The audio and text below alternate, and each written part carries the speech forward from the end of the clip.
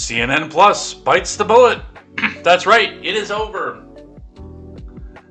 It's going to be done. And the funniest part about this, the best part of it for me, is the fact that its final day on the air is the anniversary of my birth. That is right. The anniversary, the day I complete another trip around the sun, will be the anniversary of the death of CNN Plus.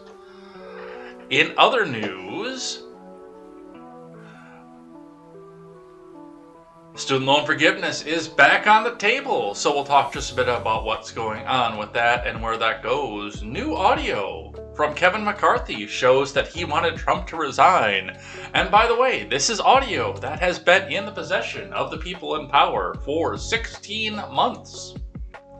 Keep that in mind as we're talking about this. And a new sponsorship program is set in this country to resettle Ukrainian immigrants. It is going to be all this and more. You're just mad you can't date me. I am Jay Edgar, and this is Contemporary.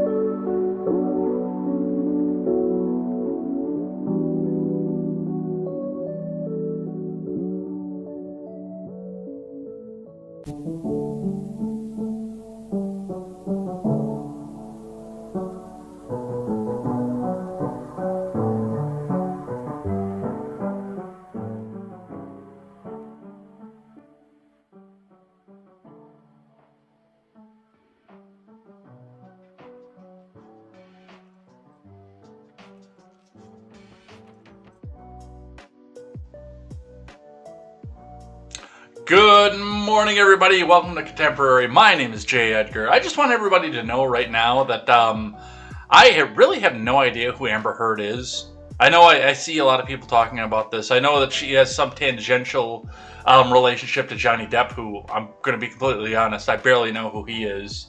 I've seen the Chocolate Factory movie. I've seen the Pirates of the Caribbean, and that's about it. So, whatever's going on with that, I really have no idea, and really no desire. I'm not going to lie either. Hollywood gossip means less than fucking nothing to me, so yeah, there is that. But we do have a lot of news to go over, a lot of policy, a lot of stuff that's going on with you guys here, so let's get down into it. But before we get started, head on over and go check out turnsofpagesproductions.com. Turnsofpagesproductions.com will be your one-stop shop for all of your news and commentary needs, where we will be carrying great shows such as The Daily Ignoramus, The Breakdown with Birkenhoff, The R-Rated Conservative. We will also be carrying Porch Boys too, by the way. Why did I think I was going to forget those? Especially given the fact that John is going to be on this channel tomorrow, 5:30 Central Time, where we're going to be talking about the fall of Anakin Skywalker. Let's be honest, we're going to be paying lip service to it. We're not going to talk about it a whole lot. And listening and checking out what the live chat has to say here. So come back here. This will be your hour. We'll be here. We'll stream for about an hour. And we'll basically just take live chat throughout the time. But in between live chats, we'll be talking about the fall of Skywalker and how that happened. Because there was a Twitter trend about that not that long ago where people were trying to speculate what happened. And, well, since we're both lore guys, well, I figure we might as well just sit down and take a shot at it.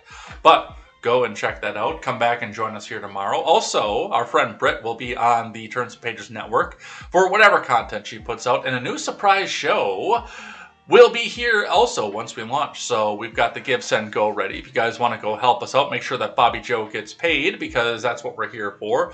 Looking to find about $2,000 to go and help Bobby Joe out so she can build us the best possible website that's out there. If you guys want to come out and share this, coming up, I believe it'll be right after my birthday. I'm just going to go live with it, say what my name is, and let the chips fall where they may. So, and of course, that is the problem with Give, Send, Go, is that they do have to have your government name up on the front. But we got to get this website going, because we can't sit around and wait for this any longer. It's been 2 months since the Give, Send, Go started. It's been 6 months since we started doing the website prep. So it's time to go and do something different here. So givesendgo.com/turnsofpages101, still on the private mode right now, but going public probably at the start of next month. So let's go and see what's happening with that. Let's get into the finance for the morning. But before we even do that, I also want to remind you that live chat day is today. And I have the names of everybody who chatted in the live chat sitting here in the handy-dandy notebook in front of me, so I can give a special thanks throughout the week to the people who did come in and chat. And today, if your chat is sufficiently spicy, stupid, bigoted, hateful, or just an all-around good fun, it'll raise the intellectual level of this program and it'll get read on the air at the bottom of the show. So do your worst, see what you can put in there, see what can't get read on YouTube, and see if we can't get this channel shut down. All right. Let's get into it here. The Dow took a nice big tumble yesterday, and it looks like the futures are going to be tumbling with it throughout the day yesterday. It shot up like a rocket at the start, at the launch, but then it just kind of all the way down to it was a good 500 points up, 400 to 500 points up at the peak. But then it closed 368.03 points down. That is down 1.05%. But nobody's talking about the fact that it's not just the fact that it went down 368 below the previous close. It's the fact that it dropped almost 800 points throughout the day yesterday at one point. Clawing its way back up just a little bit, but dropped almost 800 points throughout the day yesterday because, well, those treasury yields, those are going to hurt, and we're going to see what happens with that. We're going to see what continues through trading today and through trading next week, whether or not the interest rates are going to hurt this. This is, at this point, because the interest rates only went up yesterday, only speculative at this point. So we'll watch this. We'll continue to watch this and see where this goes. But, I mean, and the Dow was the easiest hit out of all of them. Let's look at, the S&P. Just about another collapse throughout the rest of it, and the NASDAQ was absolutely pummeled throughout the day yesterday, so that's what we'll see off of that. Let's look in at Bitcoin. Bitcoin over the last 5 days is up 2.15%, but as you can see, throughout the day, throughout its peak yesterday, it took another significant drop, losing almost, over $2,000 throughout the day yesterday. So coming back down to 40,539 US dollars and 60 US cents. And fuel. Looking at the Madison gas prices once again. 369 seems to be the peak. That seems to be where everything's hovering. The low price leader is up in Sun Prairie with Costco at 355 and a Race also at 355. And the next stations up are up to 368. So once that 355 gas runs out, I'm willing to bet that we're going to start to see the rest of them drop too. So we will see what happens with that and where that goes. Let's see what IBD has to say for the morning. Getting into the news. Dow futures fall off after stock market sell-off. 7 key earnings movers from Scott Latonin.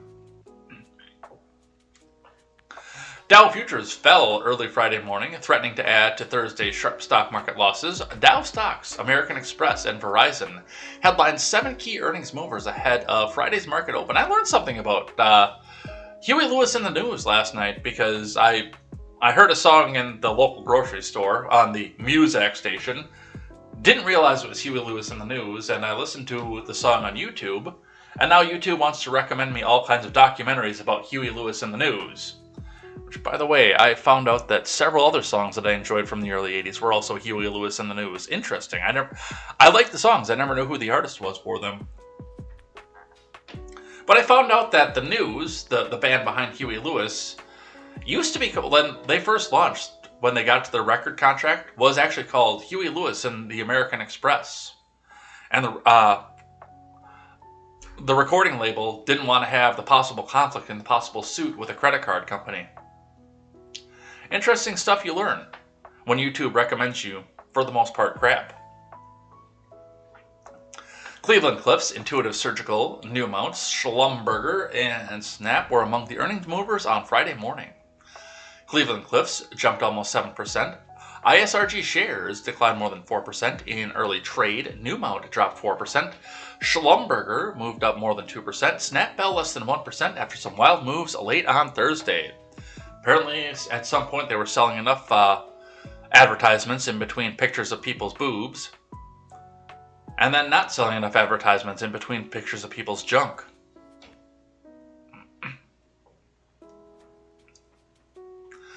Twitter was up a fraction after Thursday's 1.2% gain, and electric vehicle giant Tesla rose around 1% on Friday morning.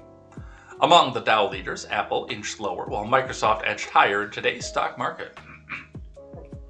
Amid the struggling stock market rally, Dow leader Caterpillar, along with IBD leaderboard stock Edwards Lifesciences, Expedia, Raytheon Technologies, and Shell, are among Friday's top stocks to buy and watch. Microsoft and Tesla are on the IBD leaderboard stocks. Caterpillar and Edwards Lifesciences were featured in this week's Stocks Near Buy Zone column, and Expedia was Thursday's IBD stock of the day. On the Dow Jones today, I guess it's not just the futures. Treasury yields and oil prices. Before Friday's open, the futures lost 0.2% versus fair value. S&P futures dropped less than 0.1%, and NASDAQ 100 futures rose 0.2% in morning trade. But again, just like yesterday when we saw the drops and then the rises, the NASDAQ didn't really have anywhere else to go but up. Among the ETFs, the NASDAQ tracker Invesco QQQ Trust climbed 0.2%, and the SPDR S&P 500 ETF moved down 0.1%. The 10-year... Wow! That is a big number. I might have to, and hopefully OSHA looks the other way when I do, but I might have to go and get a glass and a scotch and sit down and drink. Have a sip. If the 10-year Treasury yield hits 3, because it looks like it's heading that way. The 10-year yield was little changed after rising to 2.92% on Thursday. On Thursday, the 10-year yield hit its highest level since December of 2018. Meanwhile, U.S. oil prices were down more than 1% as Texas Intermediate crude traded around $102 a barrel. And that's what we see coming off of that. Let's grab one quick from CNBC and let's go take a victory lap, I think is what we're going to do. NASDAQ slides 2%, Dow falls more than 350 points in sharp reversal as rising rates weigh on stocks, from Fred Imbert to Naya Makil and Hannah Mayao. Stocks fell Thursday in a sharp reversal as a jump in Treasury yields offset the optimism coming from another batch of solid corporate earnings. The Dow Industrial Average traded lower by 368.03, or 1.05% to close at 34,792.76. The S&P dropped 1.48% to 43,93.66, and the NASDAQ dropped 2.07 to 13,174.65. The major averages were up sharply earlier in the day as traders cheered strong quarterly earnings. The Dow was up as much as 331 points, or 0.9%, which means 331 plus 368, that is 699. That means it lost 700 points throughout the day. Almost. The S&P 500 and the NASDAQ each jumped more than 1% at their highs of the day. The Treasury yields were up sharply in the day, with the benchmark 10-year rate trading above 2.9% for much of the session, near its highest level since late 2018. The 10-year started the year 1.5% and has shot up as the Federal Reserve tightens monetary policy to get a hold of soaring prices in the U.S. Although we expect inflation to peak very soon, if it hasn't done so already, continued supply chain disruptions and a slow increase in labor force participation due to retirements and continued concerns over COVID could easily keep the inflation rate more than double the Fed's 2% target, wrote Joseph Kalish, Chief Global Macro Strategist at Ned Davis Research. And pay attention to this, because this is an NBC affiliate telling you that we fucked with the numbers. We made the unemployment rate be what we wanted it to be. This is them telling you that we don't have the labor force participation as much as we tout the unemployment. So many people have dropped off. This is them telling you that. Usually you have to go to Breitbart to hear that. Or here.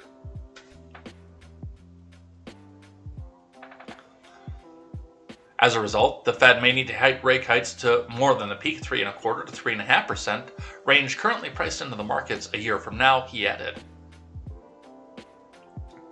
Thursday's move in rates came as Fed Chair Jerome Powell signaled that rate hikes may be coming next month.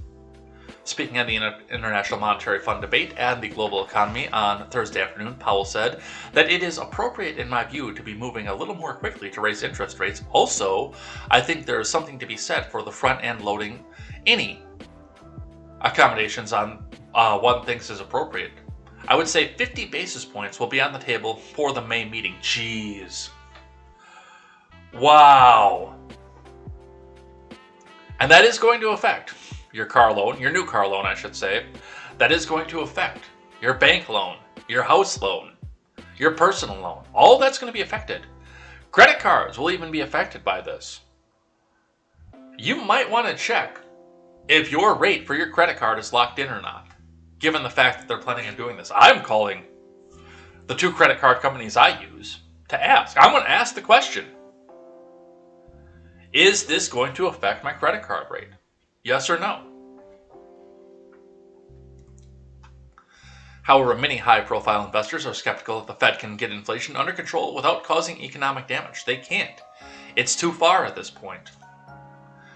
They're going to need 3 times skill, time, and luck to go into a soft landing, Alliance Chief Economic Advisor Mohammed El-Erian said on closing bell. Thursday's sell-off was broad, but some strong individual moves after earnings helped keep the major indices from even sharper declines. So that's what we see coming off of that. But yeah, we're pushing almost to 3% on the Treasury yield, while inflation is still massive and we don't have the production to match what the Treasury yield is. And they're talking about cranking up the bond paper even more. If you don't know how to preserve, grow your own food, slaughter, create your own meat, and raise your own meat, I'd start figuring that out this summer. And figuring yourself out a backup plan if you're renting. I already have one. Thank you. But if you don't have a backup plan already, I would start figuring one out. We're getting to that point. So that's what we see coming off of that. Let's get into the main news of the day. The number 1 top story of the day. We can all take a victory lap off of this one because we all said this was tremendously stupid. CNN Plus will shut down at the end of April. From Oliver Darcy and Brian Stelter. The 2 people who are going to be crying the most because of this.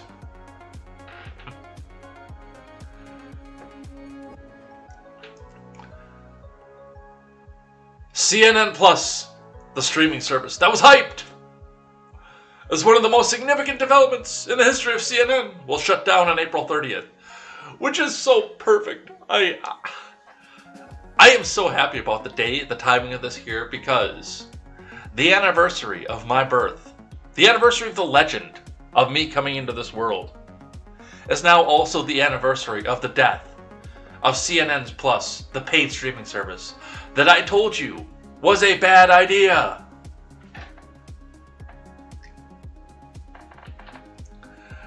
The service I told you, don't do this, especially in a sinking economy. Now, I'm actually going to back up against what some of the other people have said about this, because a lot of people say this would always and only be a bad idea. And I'm going to say that if we were in a strong, robust economy, like we were in 2019, where everybody had a job and 7 million jobs were unfilled as employers competed hard for workers who still wanted to be in the workforce, well, then CNN Plus actually might have been a good idea. And I think people would have bought into it. I think that it would have been cool. But right now people are cutting out some of their other streaming services because they've started to suck, they've started to get stale, and because they're cutting corners on their costs, as a lot of people should be right now. We're not to that point yet, but we're starting to get to the point where if it's not making you money, you shouldn't be subscribed to it. Or it doesn't have the potential to make you money. Like for me and Podbean, which we will be joining Podbean again. I don't know if Contemporary is going to keep going onto the audio platform just because of YouTube's long processing times and the time that goes into doing it daily. Plus the fact that I do have a 40-hour-a-week job, but definitely KTZed Redemption and Ed Talk are both going to be on there. And if we ever do Across the Board again, that's also going to be on there. But yeah, that's one that I go on there is Podbean, Zoom, obviously. What's the other one? There's another one that I use for all this here. I can't think of what it is. Oh, Restream. The upgraded Restream. Those have the potential to make me money down the future. So yes, I have no problem putting 10 or 15 bucks a month into those. But Netflix, I'm having a hard time with that right now.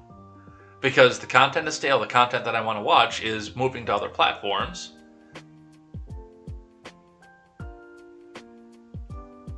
And they just kind of suck. There are a few originals that are going to be on Netflix that I wouldn't mind seeing. But again, the big one for me is the fact that my parents and sister both use mine as well.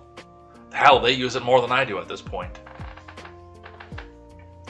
But yeah, I mean, as far as CNN goes, yeah, if we were at peak economy, if we were at low unemployment, with a good labor force participation, with more manufacturing jobs coming into this country and more service jobs coming out to support them, I could see CNN Plus running roughshod over Fox Nation, Timcast, a lot of the other ones here. But you can get all the content that's on CNN Plus for pretty much free by just going to CNN.com.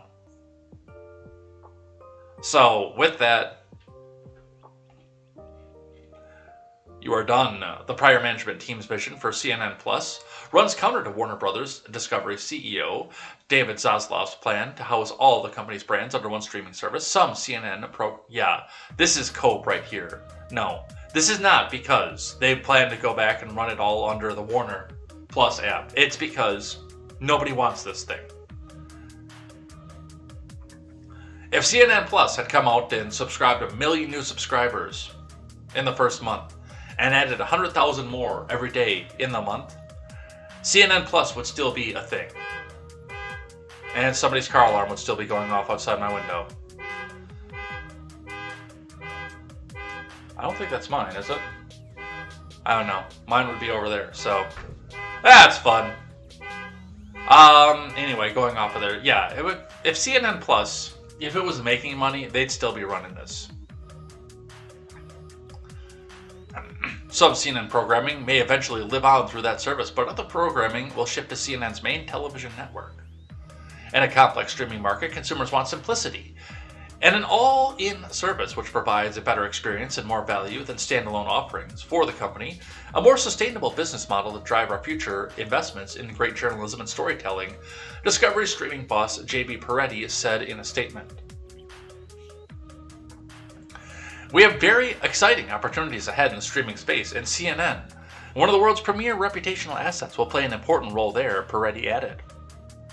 Peretti and incoming CNN CEO Chris Licht notified staffers of the decision in a meeting on Thursday afternoon. Licht bluntly told employees it was a uniquely shitty situation. Hundreds of CNN Plus staffers may lose their jobs, Licht said in an internal memo. That all CNN Plus employees will continue to be paid and receive benefits for the next 90 days to explore opportunities at CNN, CNN Digital, and elsewhere in the Warner Brothers Discovery family, or pretty much everywhere else.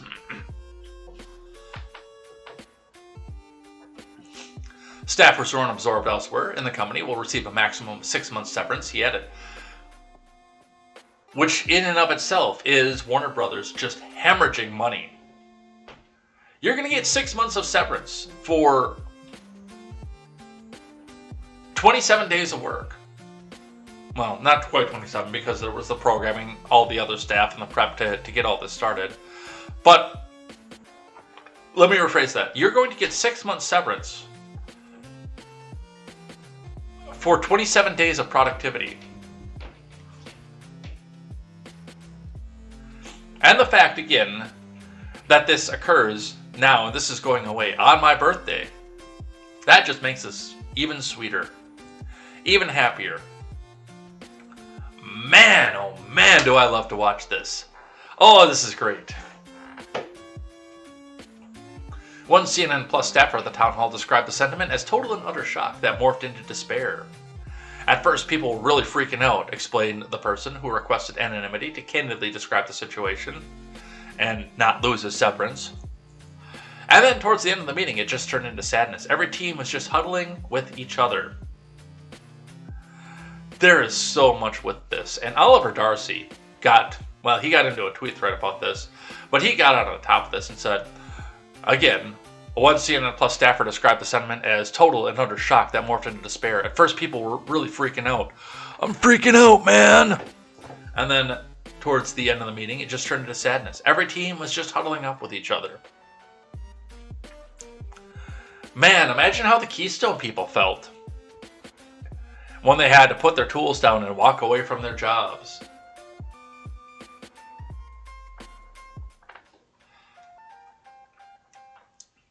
I offered a tweet back to him and asked, and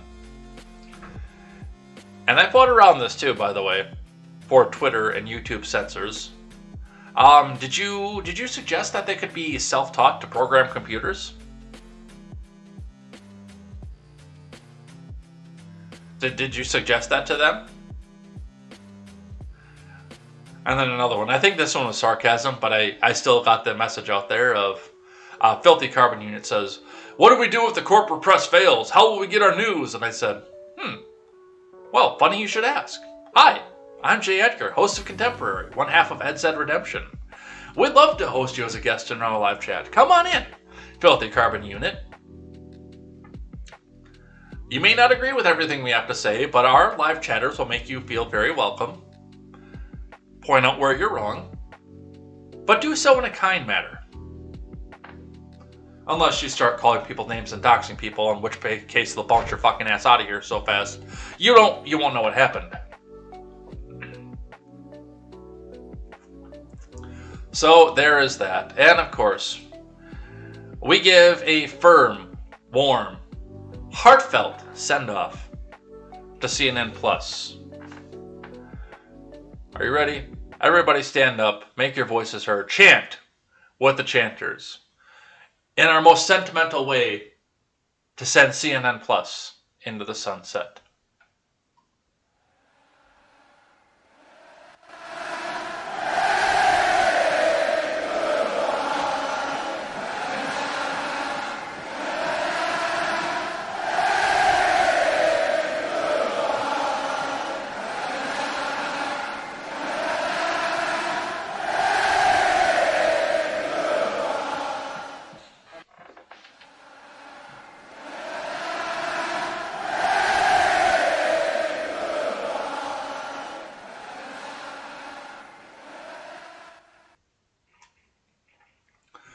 So long, CNN Plus.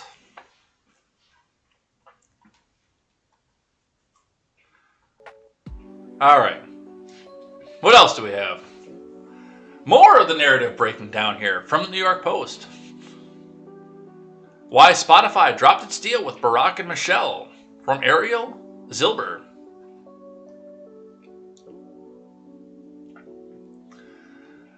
The Obamas are searching for a new home for their podcast after Spotify reportedly declined to offer the former first couple a new contract because they didn't make enough personal appearances on the streaming service.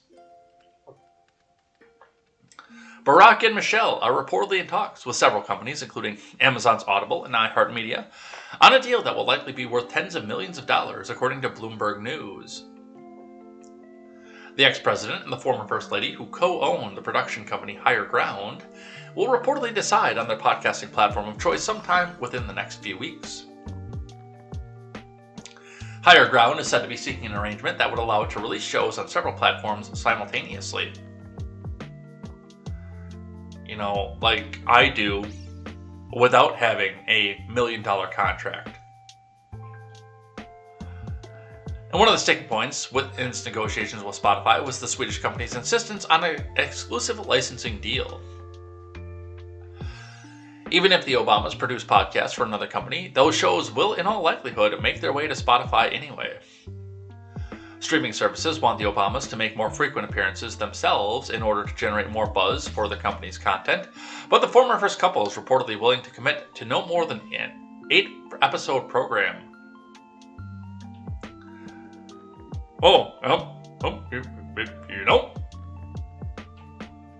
I want to be up there. I want to work on my schedule. Okay. Because I've got the tough task of controlling the current administration. But I need to work on my schedule. And you only get 8 episodes, but I still need you. I need you to pay me. Like this is a daily podcast. Okay? So come on. It's me. Your favorite president. I did everything. I fixed everything. All I did was inherit Bush's mess. I did the best I could. But everything that was good under Trump, that was all me. And now everything that's broken again, that's all Trump's fault. It's not Joe. I know. Higher Ground was paid a reported $25 million after signing with Spotify in 2019. Yeah, I bet they regret that right now. The streaming service debuted exclusive content, including the Michelle Obama podcast, as well as Renegades, Born in the USA, which former president co-hosted with Bruce Springsteen. There are 3 people that I don't want to hear talk, right there. I like hearing Bruce Springsteen sing. I have no desire to hear him talk. But the partnership left both sides unsatisfied. Spotify wanted the couple to produce more content, in which they would be the headline acts, while the Obamas preferred to remain in the background, while spotlighting young, new voices, according to Vanity Fair. The Obamas were also reported to be frustrated with the exclusivity deal that Spotify was preventing them from reaching wider audiences on more platforms. And I'm sure that Spotify regretted that too. Like, we're paying money for this? There are better programs that are putting stuff up to us for free.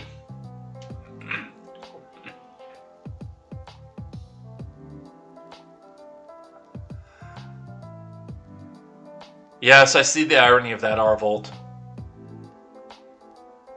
I definitely see the irony of that. But this is even more of the narrative breaking down. And you want to see more of the narrative breaking down? Let's look at what's happening on the Twitterverse. From CNBC, Musk to explore potential tender offer for Twitter has $46.5 billion in committed financing for the deal, from Annie Palmer.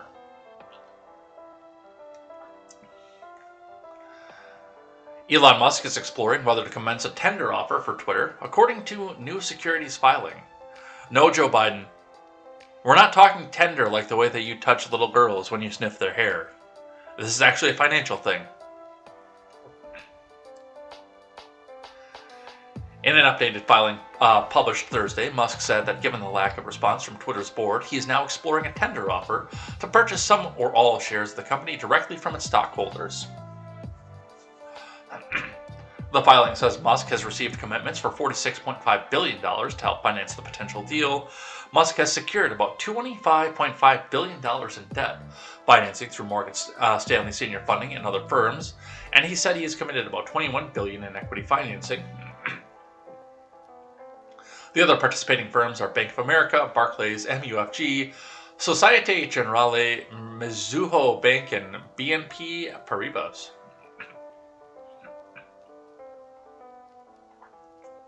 Musk has not yet determined if he will make a tender offer for Twitter or whether he will take other steps to further the proposal, the filing states. A Twitter spokesperson confirmed the company received Musk's proposal.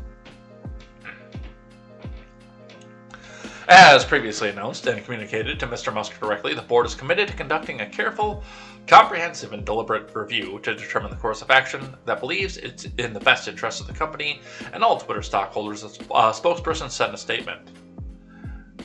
Really? So why are you denying them money that they could possibly be allowed to collect? If Twitter goes back, or Elon goes off and buys this outright for a premium.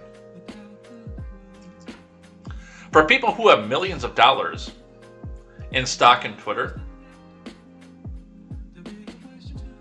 I mean, we look at this now and, $46 to $54 is not a huge jump. You're not getting rich off of that money. But multiply that by hundreds, thousands, millions of stocks that some of these people have. The shares that some of these people have. At that point, you're talking about some serious change here.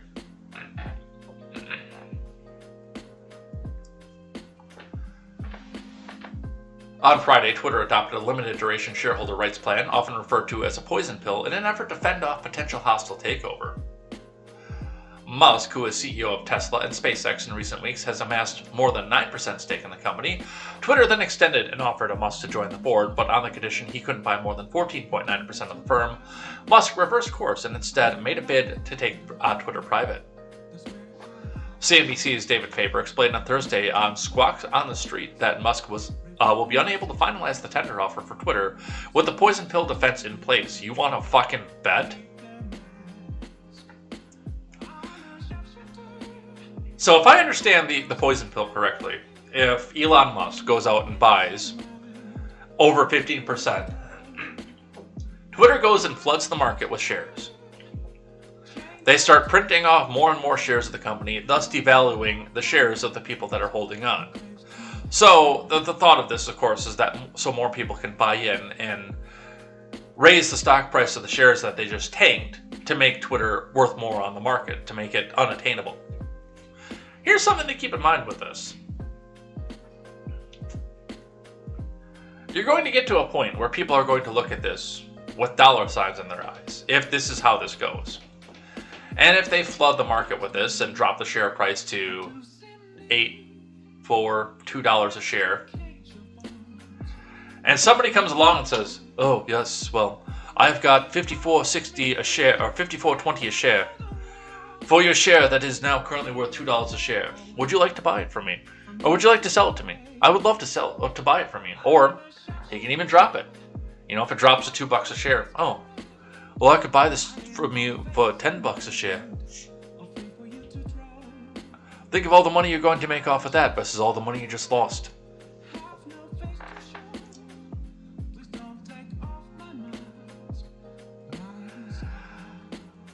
And again, I don't really care who owns Twitter, but I think this whole process that's going on right now is really fucking funny.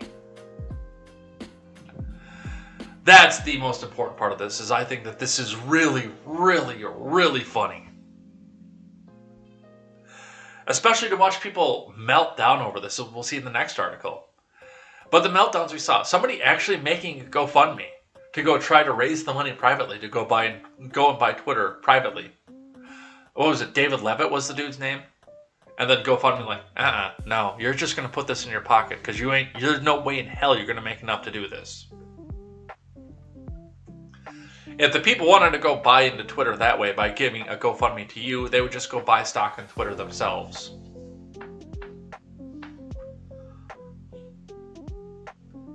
So that's what we see coming off of that.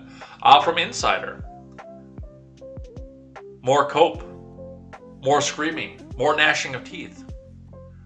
The amount of data Elon Musk would have access to if privatized Twitter cannot be compared to anything has ever existed, according to a report from Catherine Tangalakis-Lippert.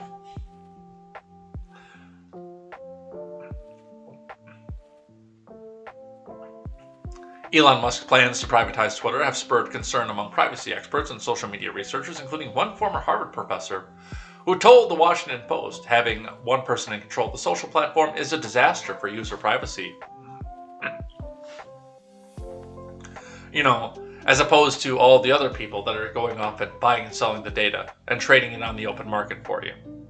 Just having one person able to buy, sell, and trade that.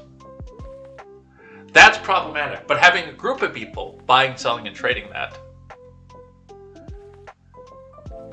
well, that's just fine, right? They've got to make money somehow.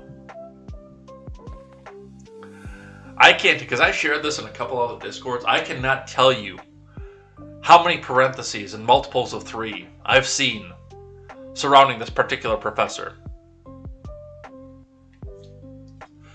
The former professor and author of Age of Surveillance Capitalism, Shoshana Zuboff, said huge ad revenue and unregulated data collection about user behavior have changed the social media industry, which now holds incredible sway over real-world events. Because content on social media platforms can influence public opinion and lead to changed behaviors, she said, The people in control of the sites hold a tremendous amount of power. So, it's okay if Vanguard holds that kind of information, which actually has a product that they need to try to sell you, or a way to go take your money otherwise. But if it's Elon, it's a problem. There's simply putting power in the hands of a single person, she said, would be incompatible with democracy. There are simply no checks and balances from any internal or external force, Zuboff told the publication that's owned by the second richest person in the world, striking against the purchase of a social media company by the person who is the richest person in the world. You notice a lot of this is coming out surrounding and involving the Washington Post? Has anybody noticed that but me? It's always the Washington Post that has the most comments on this. Why is that, I wonder?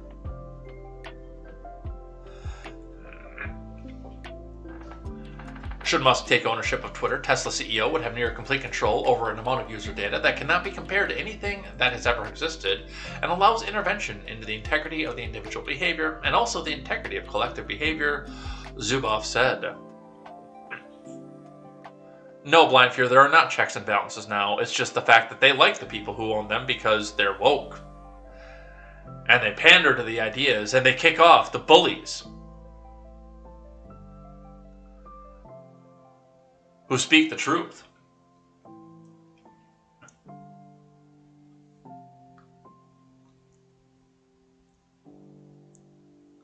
This is a disaster, and not only about Elon Musk, but he kind of put it on steroids, Zuboff told the Post.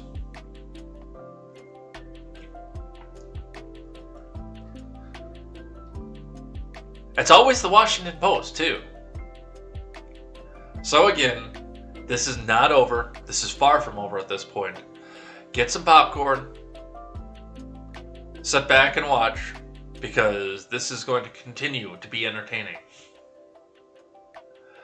Let's keep going. Hey, more libs of TikTok. We love libs of TikTok around here. Here's a developmentally appropriate way to talk to toddlers about gender. The parents guess the baby's gender based on genitals and sometimes make a mistake. Fair warning, I haven't listened to this yet. I've seen some of the comments and outrage about it, but I have not listened to this personally yet. I like to hear this for the first time with a lot of you guys. Here's a developmentally appropriate way to talk to toddlers about bodies and gender. You know the body parts that your diaper or your panties or your underwear cover? Those are called privates. Everyone has privates. Private means that they belong to you and only you. In the front, everybody has genitals, but there are different kinds of genitals. Some genitals are called a penis. Some are called a vulva. Others look maybe a little bit like each in some ways, or kind of like neither, or somewhere in between. People with those kind of genitals are called intersex. When babies are born, parents sometimes guess their gender based on their genitals. They tend to guess boy for babies who have a penis and girl for babies who have a vulva. Sometimes parents guess wrong though, and that's okay. Everybody makes mistakes sometimes. People whose parents guessed wrong about their gender are called transgender.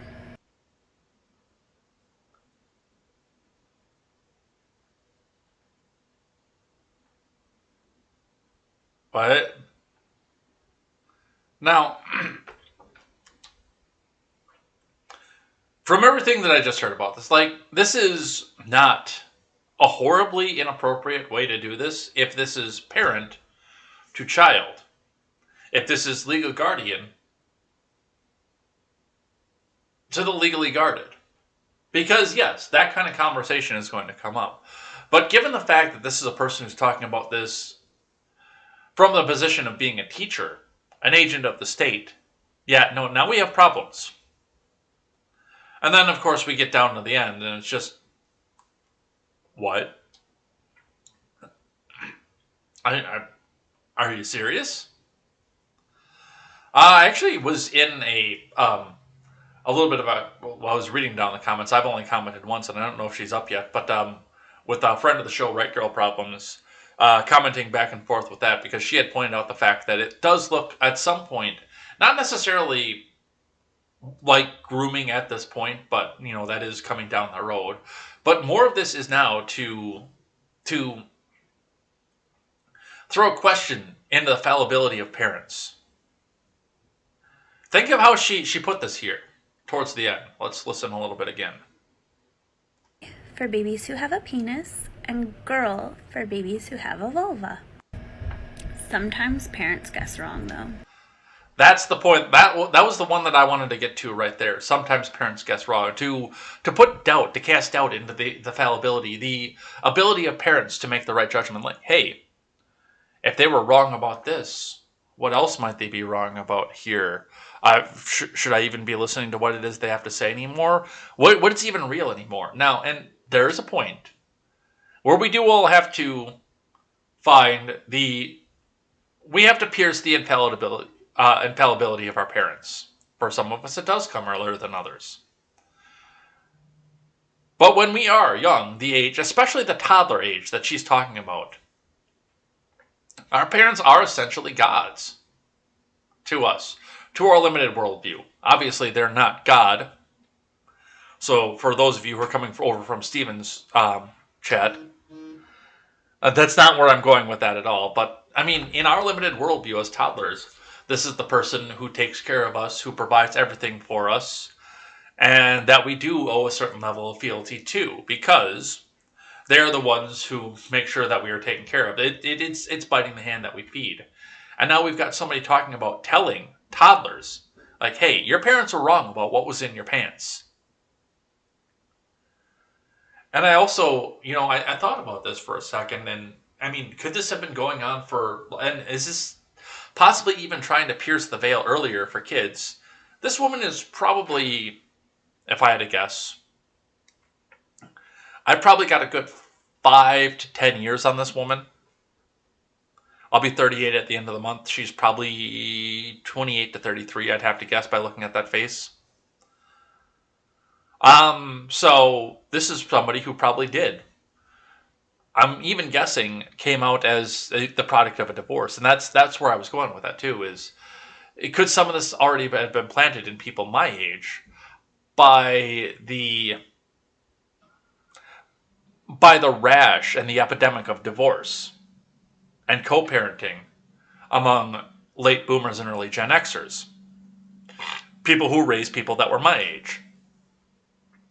Because while my parents did stay together, I have seen, especially around a lot of my friends, where the parents were split, and then you hear, oh, well, your dad is such an idiot. He's a horrible person. Or your mom is just trying to control you.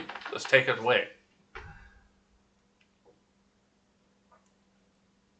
And while the divorce rate has leveled somewhat,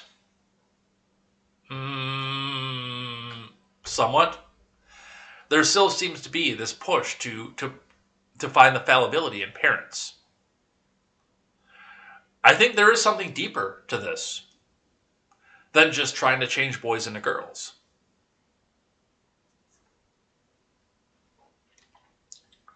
But of course, that's Lives of TikTok. From the Daily Wire. Some Biden news for you.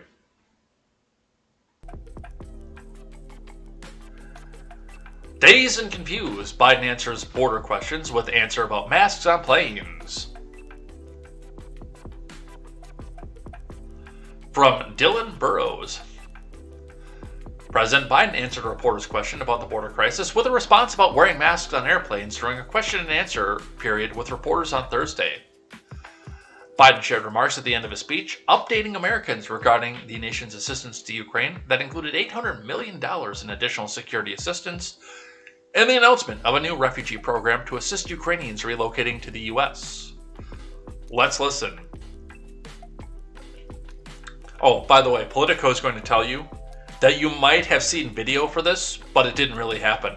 Just like, and I was listening to another video yesterday talking about the air handshake that we saw last week, because that's exactly how they fact-checked that. You might have seen President Biden appear to turn and shake hands with thin air, but we assure you that didn't actually happen.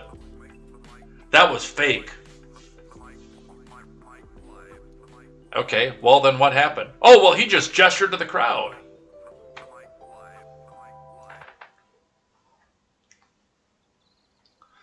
But let's listen. By the way, just a reminder, this is the person who has the nuclear codes. President, on Title 42, sir, are you considering delaying lifting Title 42? No, what I'm considering is continuing to hear from first of all, there's going to be an appeal by the Justice Department, because as a matter of principle, we want to be able to be in a position where if in fact it is strongly concluded by the scientists that we need Title 42, that we be able to do that. But there has been no decision on extending Title 42.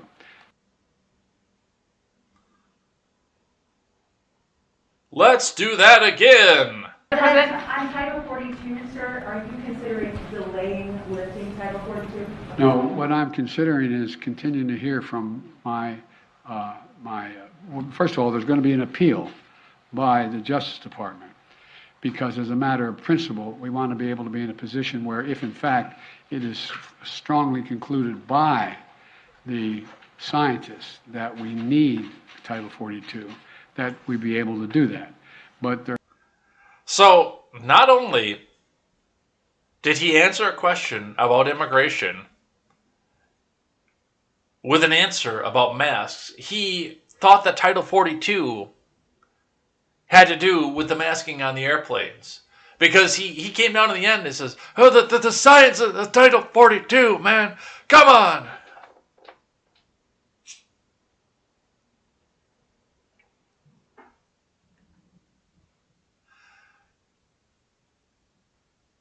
The Biden admin has been careful to note funding is intended for security funding rather than for weapon funding. It's not the first time he's confused the issue. Earlier in his Thursday speech, the president slipped up in a potentially dangerous mix-up of words. Let's listen. To continue to provide Ukraine the forces that they need, the weapons they need, the equipment they need, their forces need to defend their nation. That is dangerous. That is dangerous stuff right there. Because the nuclear power was thus far kept us out of World War III, has done so contingent on the fact that NATO and the U.S. don't put forces in a country that is not NATO or U.S. aligned. And now here he sits right on the stage saying, oh, well, we'll continue to provide Ukraine with the forces that they need. And Sergei, probably sitting in Putin's office, is sitting over saying, Putin, look, he admit he put forces into Ukraine. Let us take over. Let us get in there. Put a team in. Let us make news again. And then, yes, of course, the whole thing of, well, Putin cannot remain in power. So, there you go. That's the person who has the nuclear codes. Doesn't that make you feel special and warm at night?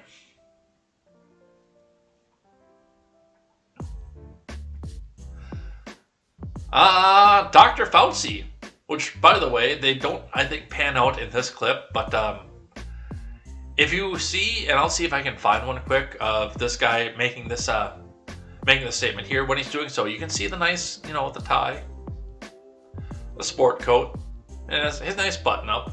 It looks like a well put together, highest paid employee in our federal government, that Dr. Anthony Fauci. But if you pan out, and again, I don't know if this clip pans out, you will see jeans and those awful shoes that hipsters are wearing today. So, I look at this and I see business on the top, disgusting hipster on the bottom. But let's listen to Dr. Fauci, and I'll see if I can find that picture. Both surprised and disappointed, because those types of things really are the purview of the CDC. This is a public health issue. And for a court to come in, and if you look at the rationale for that, it really is not particularly firm. And we are concerned about that, about courts getting involved in things that are unequivocally public health decisions. I mean, this is a CDC issue. It should not have been a court issue. Both surprised and disappointed, because those types of things really are the purview of the CDC. This is a public health issue. And for a court to come in, and if you look at the rationale for that, it really is not particularly firm. And we are concerned about that, about courts getting involved in things that are unequivocally public health decisions. I mean, this is a CDC issue. It should not have been a court issue. When the courts are giving me the unilateral mandate to make decisions like this here, then it should be a court decision. But when the courts go against me, I am the patron saint of medicine here. And this shouldn't be a court issue. This should be a CDC issue. The highest paid member of our federal government, folks. Right there. Dr. Fauci. Who has come back out of the woodwork at this point, because now his mandates are being struck down. Let's keep going. So, before I read this, and the article that comes after this, I want to point something out here. We see the mask mandate getting shot down, showing that the COVID stuff is really unpopular, even among the Democrats. Only the most ardent progressives want the mandates to stay in place, because then they can go back and bully people. And again, I've pointed out that none of this is about the health anymore. This is about the power. And if the courts strike this down, that means that that's another executive branch function that they don't have power over. That's something that has to default back to the legislature again. And the legislature, they can't get shit done for. But we see the narrative with CNN breaking down, the Twitter narrative breaking down.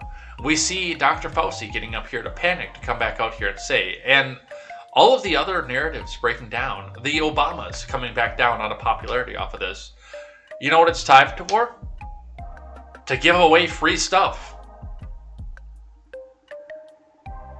Now, I understand that this was a major campaign promise right from the beginning. And they've been reluctant to do so because the administration knows that this will, A, bankrupt an entire sector of the economy, and a fairly big one too, by the way. But B, this will also, if they fix something, they don't have something to run on next time. That's been a perpetual thing with the border, with the healthcare thing, and with the student loan thing. If they fix things, they lose one of the planks that they can go back and run on.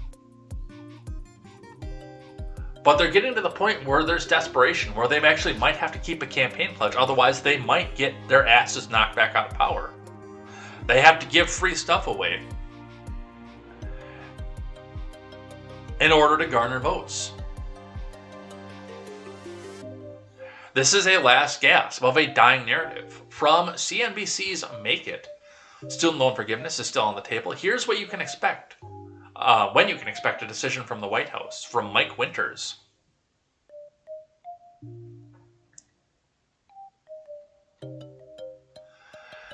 With the moratorium on repayment, interest, and collections for federal student loans extended through August 31st, student loan borrowers might be wondering whether they expect another extension beyond that date. Yes, you can. This is actually designed and planned to make sure that it goes through until there's a Republican in the presidency. Oops, did I say that out loud? After all, President Biden has extended the student loan payment moratorium 4 times since he took office, with the last one described as the final extension when it was announced last January. There's also the matter of loan forgiveness for all student borrowers. Both Democrats and President Biden have floated the idea of at least $10,000 in blanket forgiveness for student loan borrowers, but that hasn't gained enough traction in Congress, Biden's preference, or as an executive order.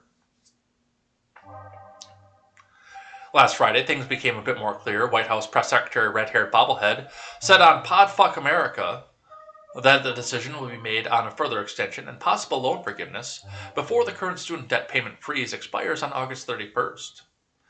Bobblehead said that the debt cancellation through executive action is still on the table. While Biden supports canceling $10,000 in debt, he has also questioned his legal authority to do so through an executive order. Notation, he does not have that authority. Most of you will remember back when I still had short hair. You know, it's coming in nice. It's going to be a nice wig for somebody. But back when I had short hair, I actually made a solo video explaining what my proposal for student debt is. And I researched what the extent of ability that the president can do through executive order is, because I approached it as what I would do as the president for student loan debt.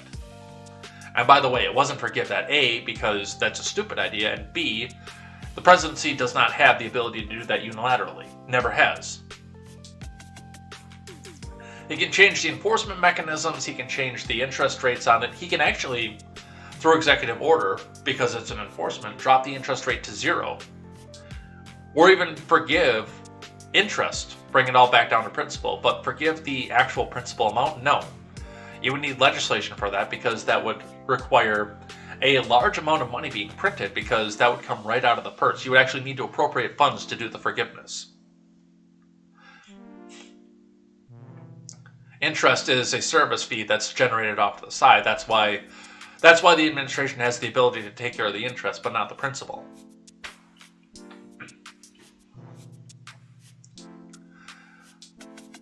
Let's see. But at this time, it's not clear if the memo process is completed or what findings might be. But even if Biden is granted authority, that still doesn't mean that student loan forgiveness through executive action is likely to happen, says Leslie Tain, an attorney that specializes in debt relief at Tain Law Group. There are too many legal obstacles in rolling out blanket forgiveness, Tain said. She predicts the Biden admin will continue to provide targeted relief through existing government debt relief programs, as they have done since taking office. If you qualify for a category where you get loan forgiveness, then fabulous, but otherwise prepare to pay those loans, says Tain. That said, she wouldn't be surprised if another payment freeze extension through the end of the year. No, it's going to go through 2024. I promise you it's going to go through 2024. Because this presidency cannot be the one that puts those loan payments back on the table. They will lose spectacularly in November of 2024 if they do that. Hell, they will lose it's already almost a foregone conclusion that they lose the House and most likely the Senate at this point, as far as that goes, but they will lose spectacularly in 2024 if student loan payments restart under the Biden admin. On Tuesday, the Department of Education announced that an additional 40,000 borrowers in the public service loan forgiveness and income-driven repayment programs will have student debt canceled immediately. This is in addition to previous reforms that resulted in more student loans being forgiven. Last year, the Biden admin expanded eligibility for the public service loan forgiveness program, which discharged about $4.6 billion in loans for public service workers, according to the U.S. Department of Education estimates. Additionally, $415 million in debt has been canceled for former students defrauded by for-profit schools through a policy known as borrower defense for repayment. Which, again, that in and of itself I actually agree with, because there was predatory lending going on for schools that were making a profit. And I went to a for-profit school. I understand where that goes. So that's what we see coming off of that. And yes, as mentioned before, Biden admin to cancel student loan debt for at least 40,000 borrowers that could wipe out $3.9 billion.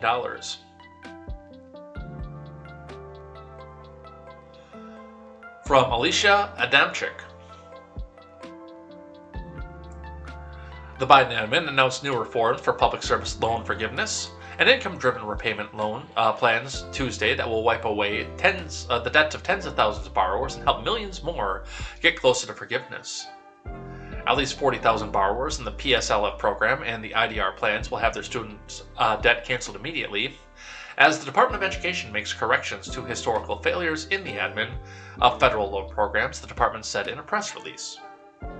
Additionally, 3.6 million borrowers in IDR plans will be closer to forgiveness, having at least 3 years of additional credits added to their overall payment tally. The average balance of PSLF loans discharged is $97,289 according to department data, implying a value of $3.9 billion of debt wiped out for 40,000 borrowers. The average outstanding balance is $99,032. PSLF is meant to forgive student debt of public servants such as teachers, public defenders, and government workers after 10 years of on-time payments, but very few applicants have ever actually qualified for forgiveness since first workers became eligible. Since Biden took office, his admin has overhauled the program to make it easier for qualifying applicants to actually have their debt erased. IDR plans are meant to provide borrowers with affordable monthly payments based primarily on their income and family size. Borrowers in these repayment plans can receive forgiveness after 20 to 25 years and can pay as little as $0 a month depending on their personal circumstances, but the IDR forgiveness program has also been plagued with problems over the years.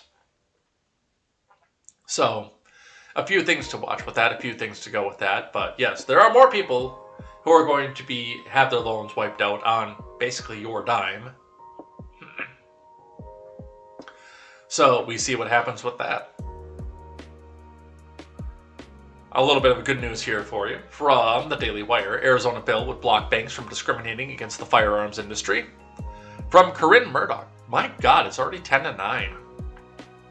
Well, if you are just lurking right now, get some more messages in here because it's almost time to read the live chat here, but we'll get through some of the rest of this and see where this goes. I don't want to talk about this thing with McCarthy, but some of the stuff we can save for Monday too. From the Daily Wire. Arizona bill would block banks from discriminating against the firearms industry. From Corinne Murdoch. Arizona banks may soon be barred from discriminating against businesses in the firearms industry. Under a new bill, HB 2473, banks would be prohibited from receiving government contracts if they don't pledge to avoid discriminating against those in the firearms industry. The legislation would not impact existing contracts. Businesses can do what they like, but these are the ones speaking. Our federally chartered banks. We have to make this right for the people. State Rep Frank Carroll told the Daily Wire. These banks are saying they have a right to make political decisions about banking. What is that to the people that need banking services? During a committee hearing last month, Ruger BPO Tim Lowney said their decades-long relationship with Bank of America was cut abruptly short. The bank had informed Lowney that they would no longer do business with his company because they're in the firearms industry. Ruger has over 400 employees in Arizona. Lowney said that Ruger faced similar problems at other banks and that firearms dealers are also suffering. Arizona Bankers Association spokesman Jay Caprasi argued that there weren't any circumstances in which a business was entirely unable to obtain banking due to their relation to the firearms industry. We've searched high and low, trying to find circumstances in which there is a firearms business or a rampant set of firearms businesses that are going without a bank or banking relationship. We've been unable to find any, said Caprosi.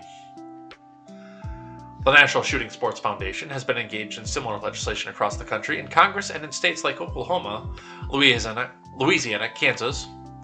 NSSF Public Affairs Director Mark Olivia told the Daily Wire that these bills ensure that people's right to bear arms truly remains viable.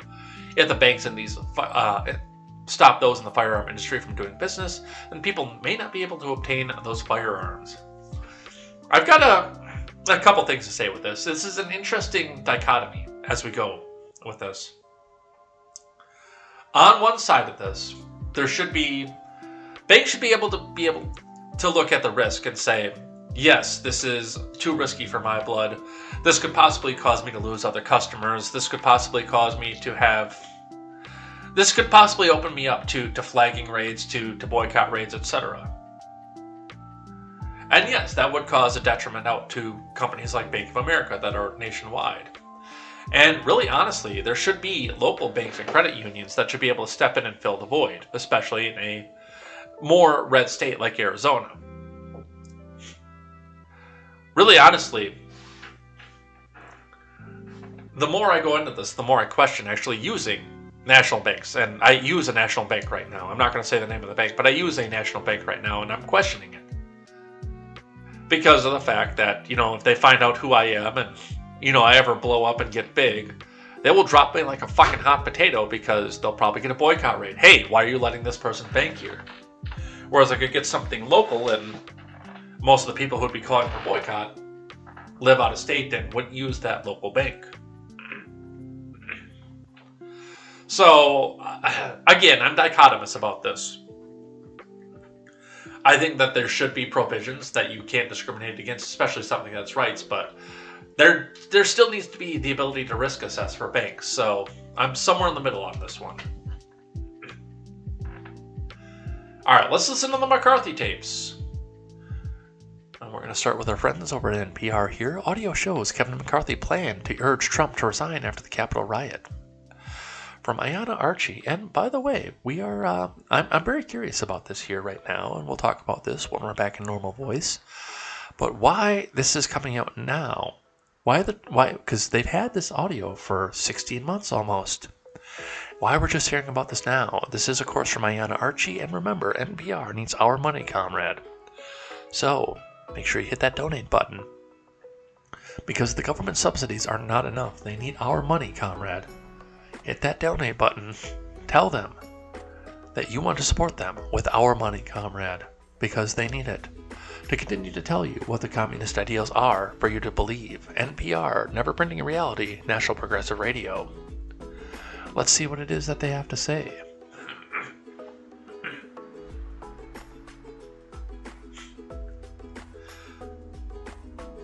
House Minority Leader Kevin McCarthy had planned to get former President Trump to resign.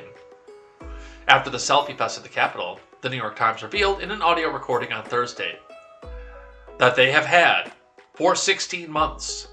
Keep in mind. In the recorded conversation, McCarthy, a Republican, said that he didn't believe Trump would voluntarily step down and contemplated rallying Congress to have him impeached a second time, saying that he believed the measure would pass both the House and Senate. I'm seriously thinking of having that conversation with him tonight, McCarthy said. From what I know of him, I mean, you guys know him too. Do you think that he would ever back away? McCarthy said that he would alert the former president of his plans to begin an impeachment trial if he did not resign. I think this will pass, and that would be my recommendation, that you should resign, McCarthy said. That would be my take, but I don't think that he would take it, but I don't know. McCarthy has previously denied having the conversation, saying that an earlier New York Times report was totally false and wrong. However, the audio, which seems to corroborate the story, was later released by the New York Times journalists Jonathan Martin and Alexander Burns, the author of the new book, This Will Not Pass, an account of the 2020 election. And that is McCarthy's statement right there. The New York Times reporting on me is totally false and wrong. It comes as no surprise that the corporate media is obsessed with doing everything it can to further a liberal agenda. I don't think that's what this is, by the way. After we listen to the audio, I'll tell you what I think this is. This promotional book tour is no different. If the reporters are interested in truth, why would they ask for a comment after the book was printed? The past year and a half have proven that our country was better off when President Trump was in the White House, and rather than address the real issues facing America, the corporate media, let's blow this back up a little bit,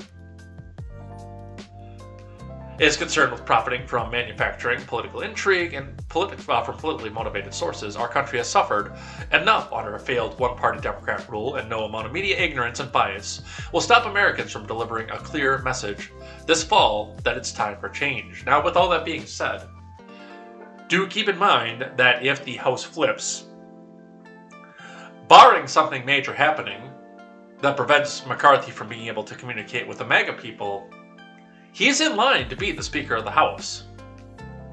Which that in and of itself is a scary ass fucking thought. I don't think that he should be. I didn't think that he should be even back when they were talking about trying to vote him in against Nancy Pelosi.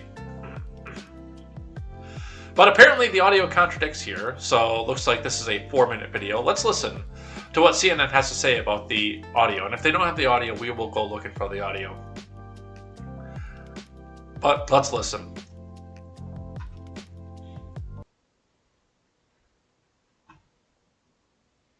A new tape that shows Kevin McCarthy was not telling the truth when he denied having said that he would call then President Trump and tell him that he should resign, an attempt to bolster the big lie, which is exactly the kind of thing you heard the former President Barack Obama talking about.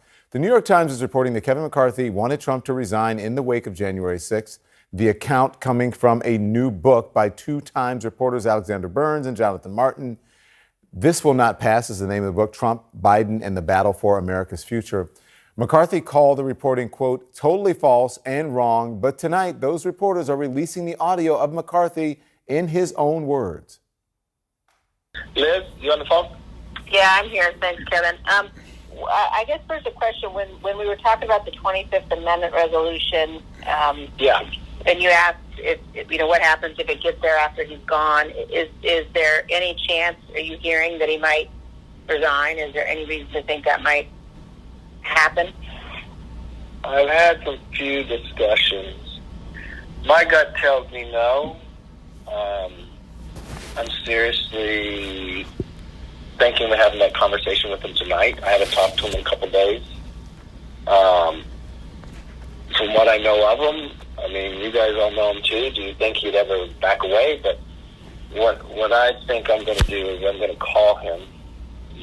This is what I think. No, it'll pass the House. I think there's a chance it'll pass the Senate even when he's gone. And I think there's a lot of different ramifications for that. Now, I haven't had a discussion with the Dems that if he did resign, would it not happen? Now, this is one personal fear I have. I do not want to get into any conversations about him pardoning, anything like that. I mean, the only discussion I would have with him is that I think this will pass, and it would be my recommendation we should resign. I mean, that would be my take, but I don't think he would take it, but I don't know. I mean, how much more? So much for the denial, right? CNN has reached out to McCarthy's office for a response, but we haven't heard back. So joining me now, CNN Political Director David Chalian. David, listen, we've caught people in lies before on videotape. We've heard it and, on audio tape, and still they somehow wrangle and wiggle out of it and pretend that it didn't happen. McCarthy denied that he told colleagues that he would push Trump to leave office, and we just heard him in his own words. So what? Yeah, and when McCarthy offered the sweeping denial earlier today... So there's a lot to unpack with that. There's a lot to go with that. And really, honestly, it's something to watch and see with this. Now, as far as McCarthy goes, McCarthy should not have been trusted. There was no reason for McCarthy to be trusted in the first place. And McCarthy is going to do what is best for McCarthy. That, in and of itself, is going to be the top line of everything. Is that... I don't know. The fact that he was this close to being the speaker, and the fact, by the way, that, again, if there is the transfer of power from one party to the other as we go, McCarthy is going to be on the seat. He's going to be the one that comes up, and he's going to be most likely the Speaker of the House. So,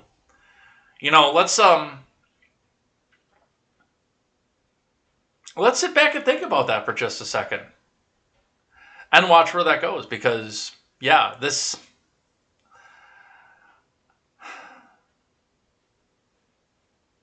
my first question, of course, is going to be who are they going to put up? But my big question is, what happens now that I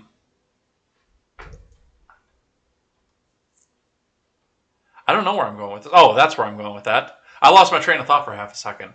The big question there is, now that this is over, now that we've figured this back out, why is this coming out now?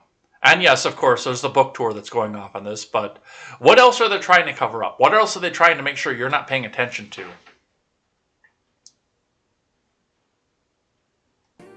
So that's what we see off of that. I mean, the audio is right there. It's right there. But again, if this was so important, if this was so damning, if this was so damaging, why didn't we hear this last February? Why didn't we hear this last April? Why are we just hearing this now? And why is it going New York Times, MSDNC?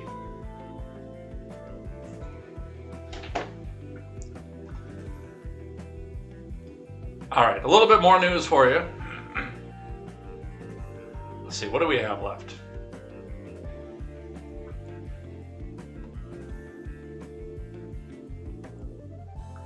Let's do this one. Because this guy smells blood in the water. Bernie Sanders open to running for White House again if Biden doesn't. From Sarakshi Rai. So, if Biden steps down from the presidency because he's too old, then the solution is to go put somebody up that's even older.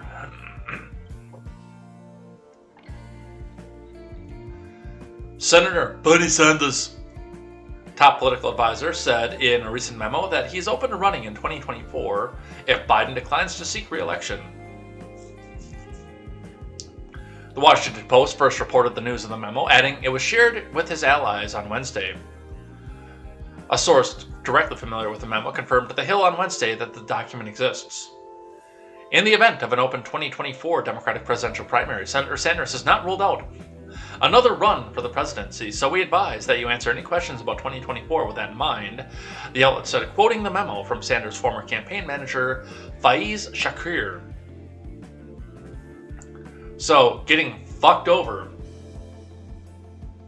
by the DNC 3 times wasn't enough for this guy.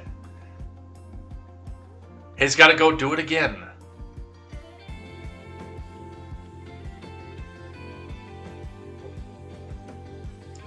If he were to run, Sanders, who turned 80 last year and is a year older than Biden, would be among the oldest candidates in the running for the U.S. presidency in 2024. I think he would be the oldest. I don't remember how old McCain... No, McCain wasn't as old. I think he would be the oldest presidential candidate in history.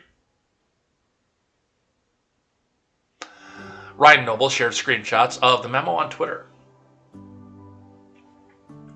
Sanders spokesman Mike Casca told the Post that, while it's frustrating this private memo leaked to the media, the central fact remains true, which is that Senator Sanders is the most popular office holder in the country.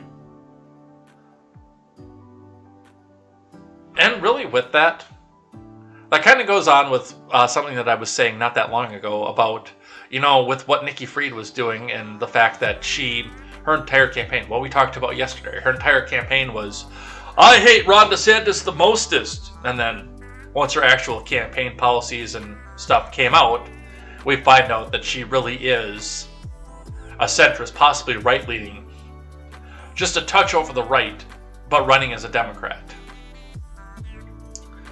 Probably because she didn't want to be associated with Trump. But her real policy positions are more closely aligned with individual freedom, which is a very, very, very, very, very unpopular thing among Democrats right now who need big daddy government to go back and take care of them. As far as we go, as far as we look at with this, one of the things to see and to go with off of this is the fact that so many people, Beto, Marcus Flowers, running against Marjorie Taylor Greene, all of the slate of candidates running for governor of Florida. Stacey Abrams is another one, another big one. All the slated characters running against Madison Cawthorn.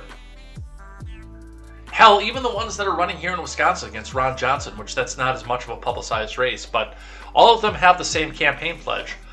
I'm not the incumbent Republican, vote for me. That's the same reason that we have President Biden now. Hey, come on, man. I'm not Trump, vote for me. The thing, man. Whereas, I will give this to Bernie and Bernie's fans. Bernie has an agenda. And he's going to tell you what it is that he's going to do for you. He's going to use everybody else's money to go make your life better. It's not, well, you should vote for me in the primary because I'm not the boring old neoliberal that's running against me. I'm not Joe Biden, okay? I'm not Hillary Clinton. You should vote for me. It's vote for me. I wrote the book telling you how the billionaires out there are making your life horrible. So that's the only reason that you should have me up here. He actually has a campaign. He has a platform. He has a pledge. It's a stupid pledge. But he has something that he can take away to his religious following and tell them, this is what I'm going to do for you. You just need to vote for me. Now, you will make sure that all of your stuff is paid for. And you will have your single bedroom apartment, your communist apartment. I will still have 4 houses. But it is the billionaires in business that are making your life hell. And I will take care of them, and the government will take care of you forever.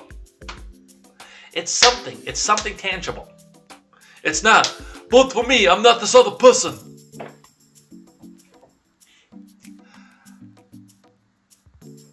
But he's 80 years old. So that's what we see off of that.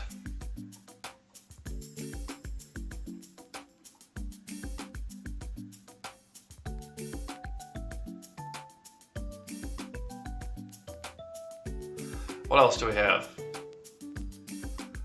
9/11. Uh-oh. 9/11. Oh no. Oh no. We're making a political statement. No, not 9/11. Just looking at the clock, making sure that we get some time for the live chat today. Saki tells Wallace that kindergarten teachers should be able to talk with children about whether they believe they're a girl or a boy. Gunning to get that progressive spot in MSDNC right away from Sarah Taylor. White House press secretary, red-haired bobblehead, told CNN's Chris Wallace that she believes teachers should have the right to discuss gender identity with their pupils in grades as early as kindergarten. According to The Hill, bobblehead sat with Wallace on his CNN show to offer commentary on her time behind the briefing room podium, as well as the current state of politics. Do we see the video? Yes, we do. Let's listen. Don't parents have a right to have concern? I mean, we're talking specifically here about teaching about sex in kindergarten through 3rd grade. I have to say, as a parent, I would have problems with that. But the law is not about teaching sex education. It's about teaching about gender identity. And so what do you do if a parent or a kid, should I say, a kid in one of these elementary schools says, what about Sally? Sally has 2 moms, or I'm not sure if I'm a girl or a boy. I mean, these are kids who are experiencing, these moments in their lives. I also think that there is not a big record of there being either sex education or extensive gender identity education in these schools. And this is creating a problem or a political cudgel about an issue that I don't think exists. Oh yes, they should be able to go back and talk about this, because parents might not affirm everything that it is that these kids believe about themselves. There's your press secretary. Wow, that actually should have been back here over with the NPR stuff.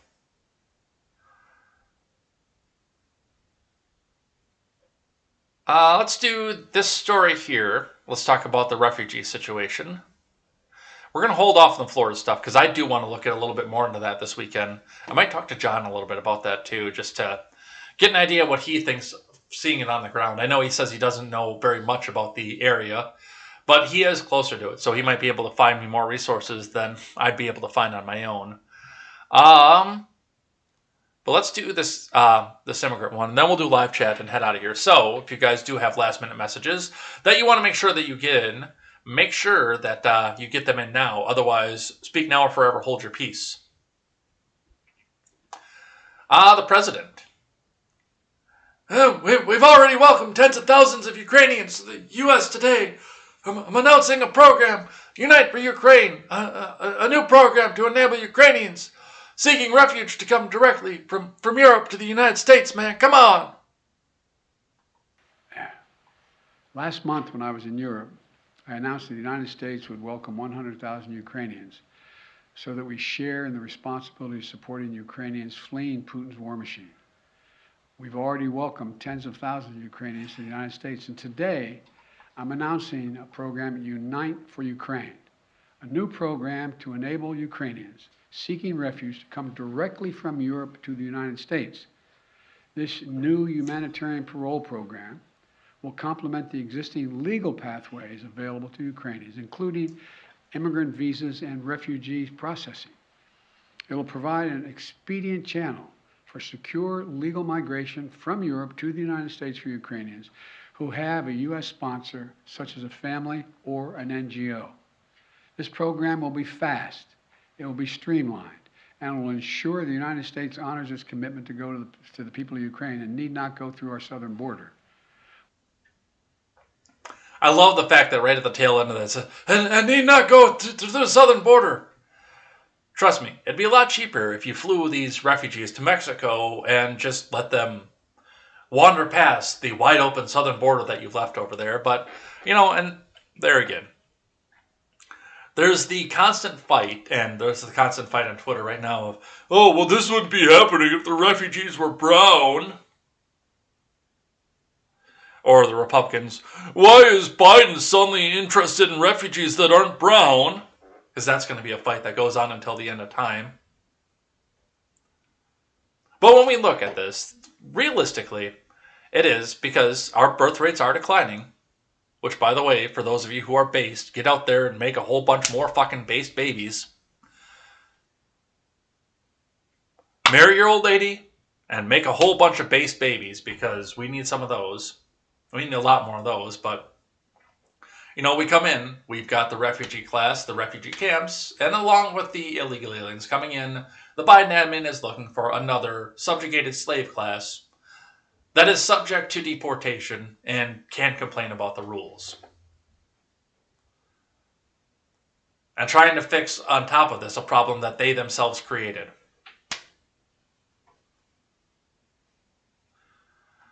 Reading a little bit into this, and this will be the last article we read today, then we will get the live chat in. U.S. unveils sponsorship program to resettle Ukrainian refugees, discourage travel to U.S.-Mexico border. Like I said, why? It would be way cheaper to send them through the U.S.-Mexico border. Just wander them right past the Border Patrol agents. From Camilo Montoya Galvez. The Biden admin is launching a program that will allow U.S. citizens and groups to financially sponsor Ukrainians displaced by the Russian invasion of their country so they can come to the U.S. sooner, Department of Homeland Security and President Biden announced on Thursday. Ukrainians are selected to travel to the U.S. under the initiative will be granted humanitarian parole, allowing them to bypass the visa and refugee program, which typically takes years to complete. While it does not offer permanent status, because of course it doesn't, parole would allow Ukrainians to live and work in the U.S. for 2 years. The sponsorship program, dubbed Uniting for Ukraine, is set to launch on April 25th, is the first concrete U.S. policy aimed at fulfilling Mr. Biden's pledge of welcoming 100,000 of the 5 million Ukrainians who have fled their homeland as part of the largest refugee crisis since World War II. And getting them over here quick enough that they can get lost into the system, of course. This new humanitarian parole program will complement the existing legal pathways available to Ukrainians, including immigrant visas and refugee processing, Mr. Biden said in remarks at the White House. It will provide an expedient channel for secure legal migration from Europe to the United States for Ukrainians who have a U.S. sponsor, such as a family or non-governmental organization. The policy, the admin official said, is also designed to discourage Ukrainians from traveling to Mexico to seek entry along the U.S. southern border. where Customs and Border Protection processed a record 3,274 Ukrainians in March alone, a jump of more than 1,100% from February. Oh, hey, they'll catch those ones.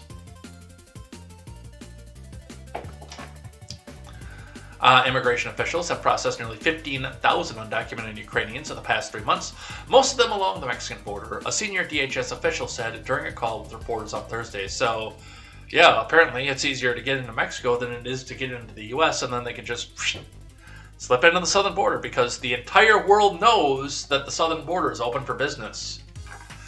And by the way, if the Ukrainians know about this, do you think what's left of the spanked-in-the-ass ISIS fighters know about this? Do you think that the Taliban knows about this?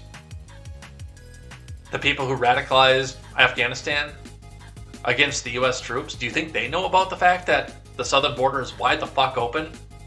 If the Ukrainians know about that? That is not a good image to have on the world stage, that Ukrainian refugees just think, oh, it is easier to get into Mexico than it is into U.S. We go to Mexico, we just jump border. That is probably not a good sign.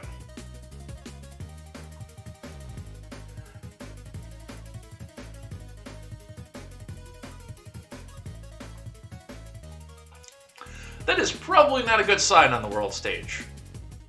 That everybody knows that like that.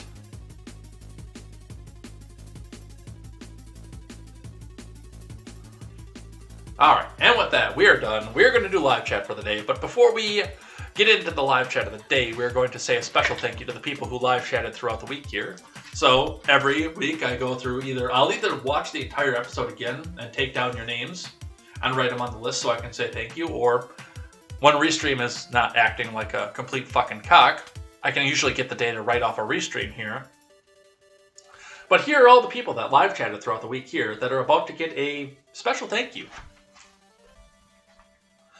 On Monday, we had Ron Helton, Quest Fanning, Frank Frijoles, Arvold24, Chilaga 1984, Randy Crush Saga, KTZed, Nailbender, A. Gaines P, Fortress America 1776, and Arvold on Tuesday. We had Randy Crush Saga, Ron Helton, Arvold, Bill Witt, Bill Witt said that he's finally made a live stream. I don't know that I've seen the Bill Witt name in here before, but either way, welcome Bill Witt. Thanks for coming and hanging out with us. Chilaga 1984, Sedificantus Bear, MK Ultra, and Frank Frijoles. Wednesday gave us Ron Helton, Randy Crush Saga, MK Ultra, Arvold, KTZed, Frank Frijoles again, Quest Fanning, Chilaga 1984, and yesterday, Randy Crush Saga, Ron Helton, Harvey McLeod joined us for a brief bit yesterday. I went and joined her stream as well, so again, congratulations on the baby. MK Ultra, Quest Fanning, Frank Frijoles, KTZed, MK Ultra, and I got MK Ultra on there twice. And Chilaga. It's actually MK Ultra that's making me put MK Ultra down there. Like the government program MK Ultra is making me adhere to the chatter MK Ultra. Alright. Let's have a look at who's chatting today. It looks like there's going to be a long discussion. I think Arvold is already in the Discord, but Nasty Natty, if you do, because once I cut this stream, you guys aren't going to be able to continue the conversation. We have the Discord, which you will see throughout the live chat here. I think Arvold's already in there. You guys can continue the conversation over there. I'd love to see more of that too, by the way. And if you guys are both in there, I will make a topic in the topic chat tab, and you guys can continue on this, and other people get involved in that too.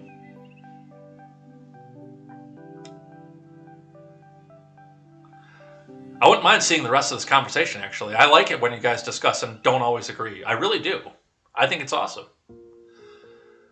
Because we can all sit in an echo chamber, or we can actually have a discussion and see what it is that we have in common. I like that. And I know a lot of you guys like that too.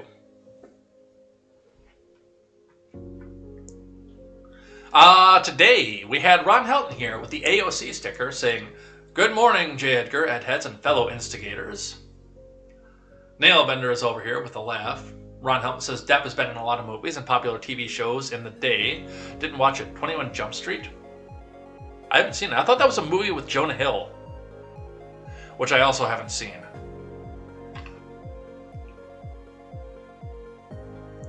Nailbender says, 21 Jump Street is what really put Depp on the map. Was one of my favorite shows as a kid. I guess I never knew that it was a TV show, too. I knew that it was a remake of something, because I remember people saying that talking about the original. I thought it was a movie, not a TV show, though.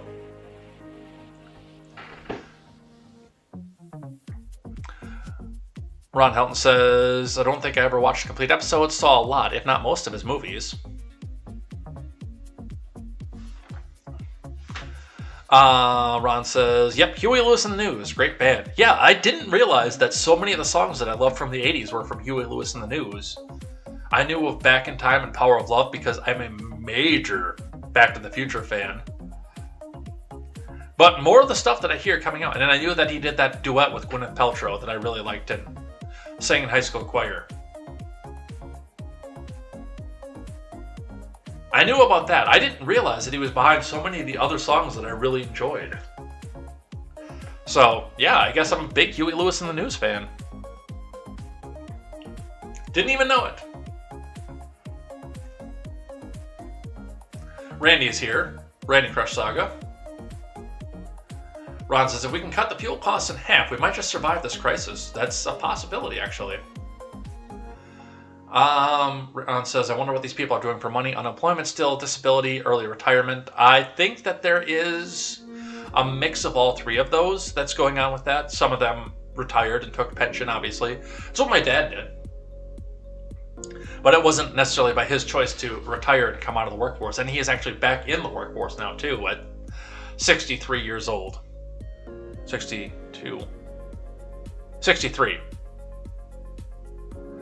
I want to text my mom right now and ask. Because I don't know if she's watching right now, but she'll tell me.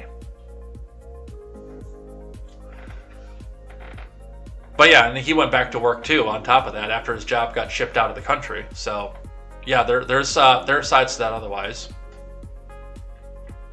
Ron's not getting any loans. Blind Fear is here. Absolutely have backup plans. Always have a backup plan. Just in case everything comes crashing down. And again, make sure that you know how to preserve, how to slaughter if you need to, how to grow your own food. I've got, even indoor right now, I've got a milk jug garden sitting over there on a shelf in my kitchen. Tomatoes, peppers, beans, all growing already. I might actually get peppers before I can put anything outside. It looks like my pepper plant's getting ready to flower, so. Nailbender's here. I'm just across the lake. Swing by, I got you. I got placed in the other direction, so.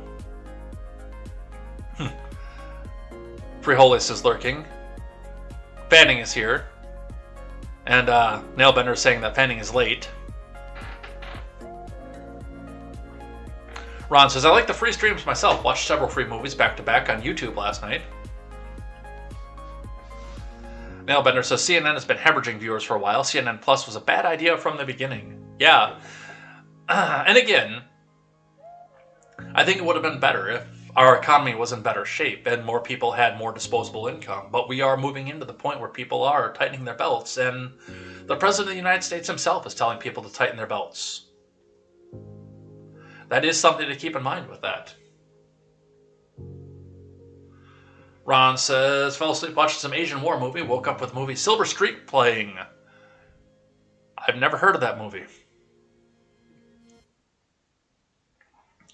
Randy says, even CNN forgot their numbers are overblown for being on in every airport. Nailbender says, mainstream media needs to collapse. That's a great reset I can get behind. Blind Fear, bye-bye, CNN Plus. And Fanning says, and don't let the door hit you in the ass. Nailbender says, of the Obamas, good, I hope they fail at finding a replacement platform.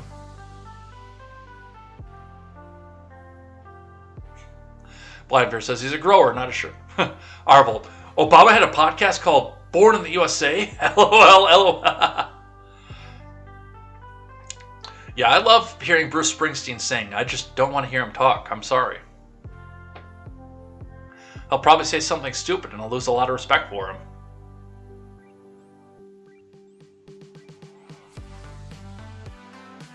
Oof. Blindfair says he's a grower, not a shower, and Nailbender says, not gonna ask how you know that about Michelle. Randy had to switch over to YouTube. My phone was failing to run the stream on Twitch. I think it's my reception. Arvold says, next podcast. Well, believe me, my birth certificate is real. Yep, I was definitely born here. Not Kenya. That's a nasty rumor. It started by Trump. No, we're not going to talk about what happened with Hillary. That was a nasty rumor. Started by Trump. I'm definitely born here.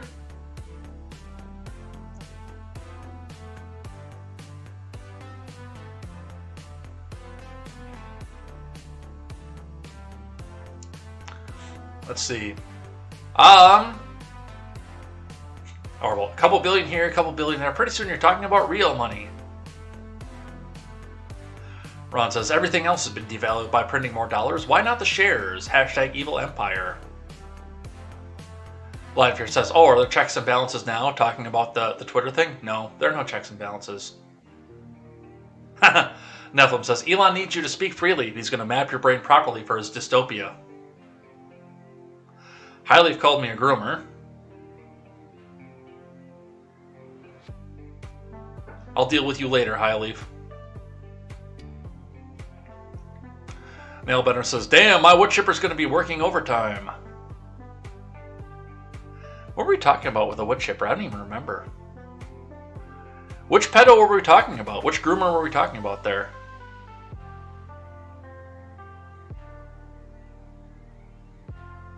Ah, the Libs of TikTok lady. That's who we were talking about.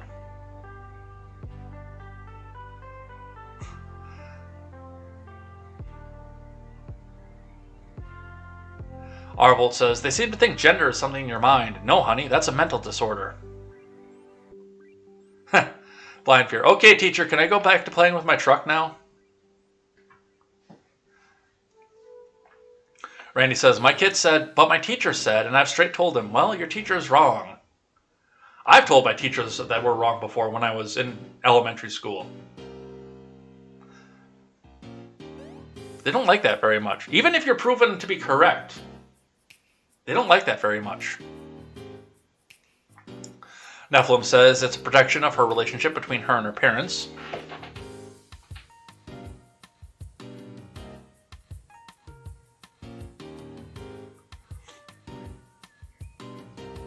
Ron says almost half of all marriages in the States end up in separation or divorce. I think the entertainment types help a lot in skewing those numbers. Yes, that's probably true. Neff says, but that's just because he couldn't hear, not because he's got dementia. He already forgot the codes. He had the nuclear codes. He's already forgotten them. Arvold says, I'm done feeling sorry for this man. I'm just laughing at the clown world he represents. Helton says, I never felt sorry for this career criminal. Ron is moving off to the TV in his bedroom. Needs to lie down for a bit. Well, be in good health, Ron. Absolutely.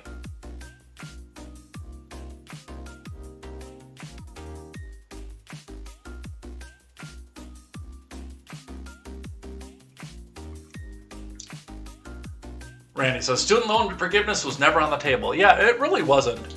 It was from the start, it was a lip service thing. And again, with the banking sector that owns most of the mainstream politicians, there's no way it's ever going to happen. But they can still, and this is my biggest problem with it, it's like it is with a lot of things, especially coming out of the left. The right does it too,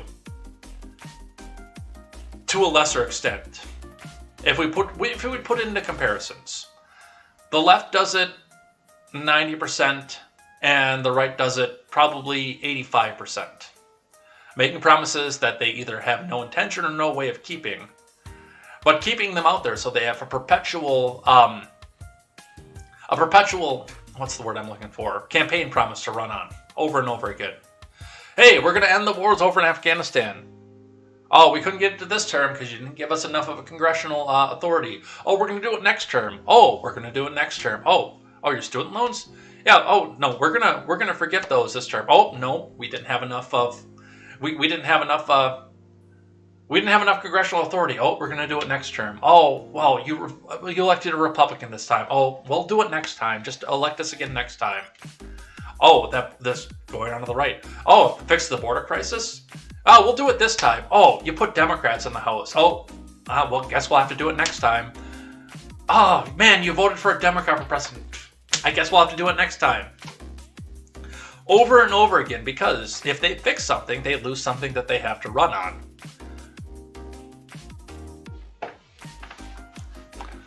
on. Randy says, before they do student loan forgiveness, they have to figure out how to legally exclude white people from it.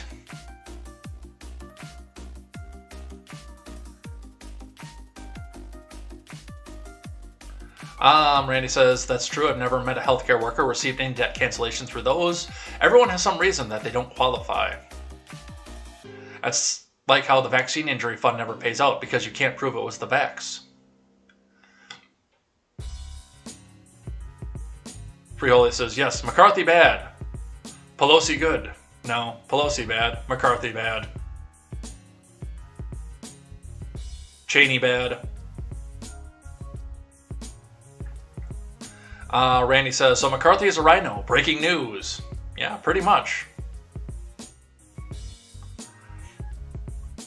MK says, in the morning, love tuning in to see these two cheese duck. I don't know what cheese ducks are, but... Randy says, the left still claims the right's been operating like a cult. Under Trump, seems like there are too many Republicans not following orders. Well... Again, I can both sides of that one and just say that there's a lot of cult-like behavior going both directions. And yes, you guys all know that I call it the MAGA cult quite frequently.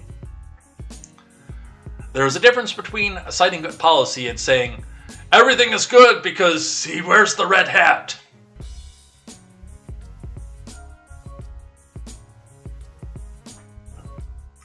You almost have to ask, does the right have any representatives that are actually on the right? No, they do not. Randy says, sorry, Bernie, she's just not that into you. Bernie doesn't actually have the support that people think he does. But again, like I say, though, he actually has a platform for people to gravitate behind, not just vote for me, I'm not the other person. It's a shitty platform, but he has one.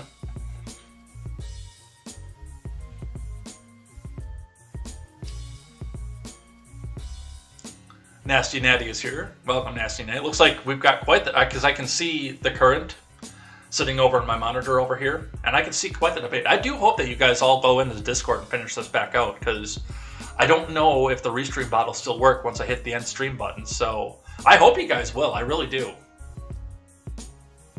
I think that'd be awesome if we came to a discussion and actually found where there's common ground somewhere.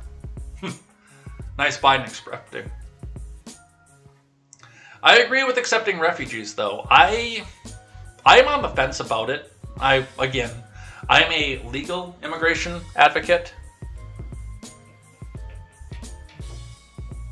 But a lot of people here are not. And I understand that.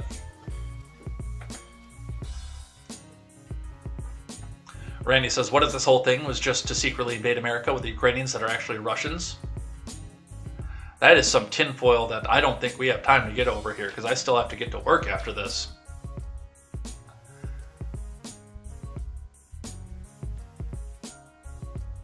Alright, well, it says, who is a refugee? Natty, anyone who crosses illegally. Natalie counters with Ukrainians leaving a war-torn area.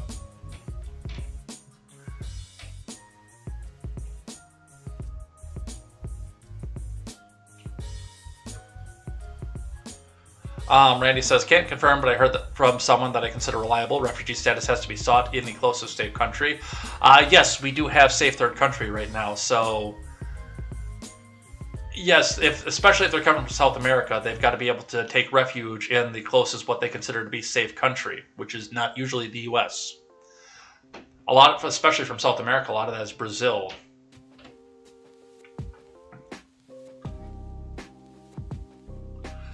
Fanning says the biggest problem with Latin America being developed has been the continued cultural acceptance of elites exploiting common folks. Comes out of a very different approach to colonization than the North, much more agency given to northern colonists. Then he says something I actually agree with. A lot of what's going on in South America is war on drugs stuff, which I disagree with the war on drugs.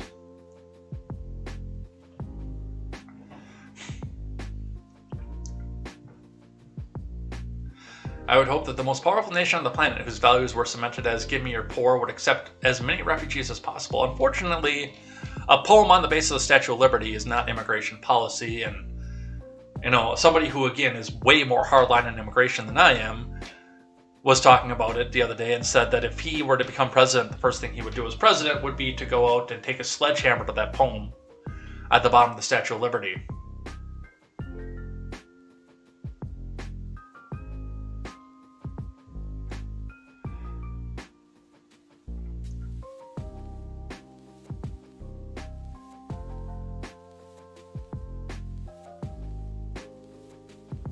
And Fanning points out on the welfare state side of it, which I am against the welfare state completely.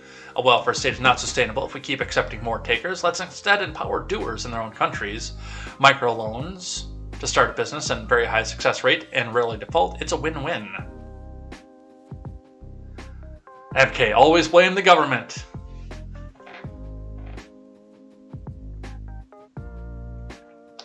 Yeah, Fanning is right, and this is healthy. We're glad we have a healthy conversation. We're glad to have you in the conversation.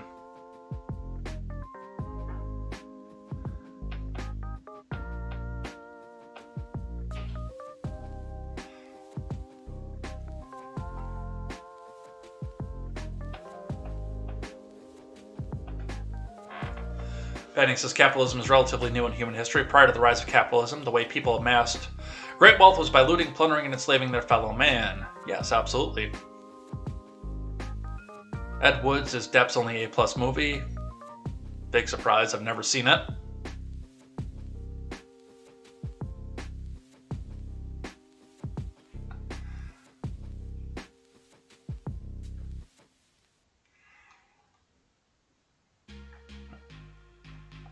I don't know if everyone's genealogical descendants has a slave in it. I know that as a person with an Irish last name, the Irish did come over to this country mostly as slaves. So yes, there is. I can't speak for every nationality though, because I don't have enough of a grasp of history for that. I know that my history has it in it, but other than that,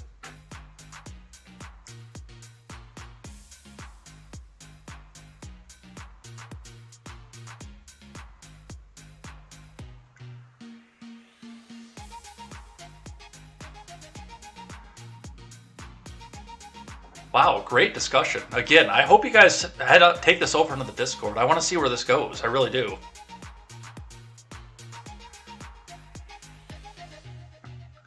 Quest says Obama embarrassing Trump at the Al Smith dinner is probably what made Trump decide to run for president. Probably.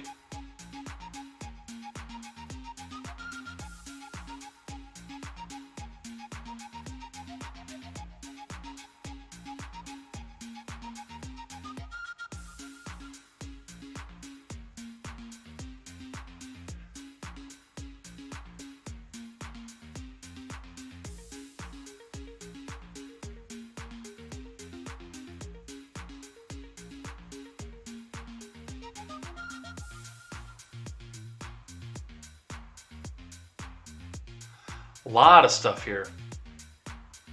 Ira McLeod is here, just popping in.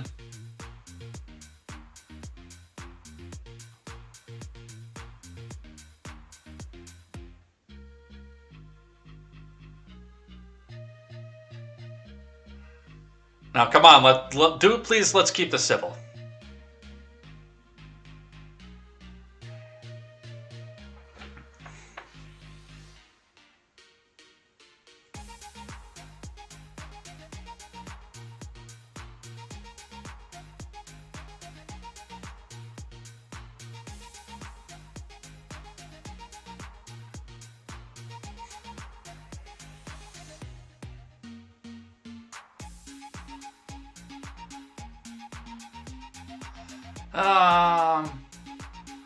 Nightbot popped Natty. It was for spamming the ha ha ha ha ha ha because Nightbot can't distinguish.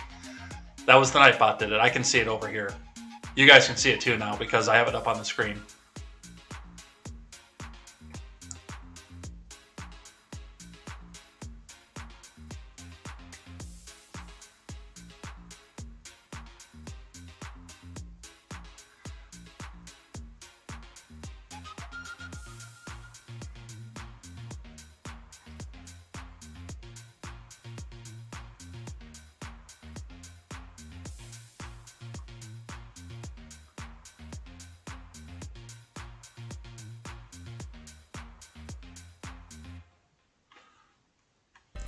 A lot of good stuff here. You want to talk about pop culture, white people are constantly being made fun of with racist jokes about how white people are dumb and evil. Well, you're welcome to come back anytime you want, Nasty Natty. I'm sorry, I'm just not sure how much I can take in here. You're welcome in the Discord. You're welcome here as many times as you want. Again, you were for the most part civil, so I'm going to make the ruling in saying that you get a pass, no bans, unless, again, big time name calling or doxing are the two things that'll get you bounced instantly. You have not demonstrated that. I've seen some bad faith arguments, but I've seen some bad faith arguments on the other side too, so.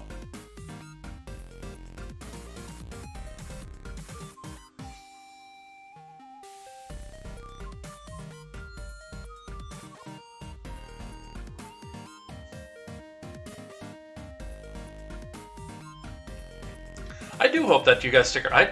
I'm actually going to look in the Discord right now and see if we popped in.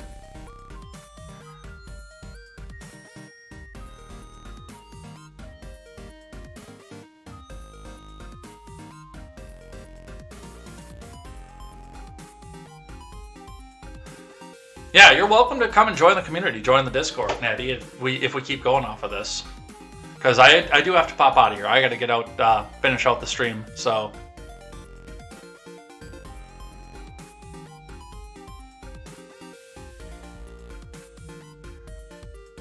A good chat, though.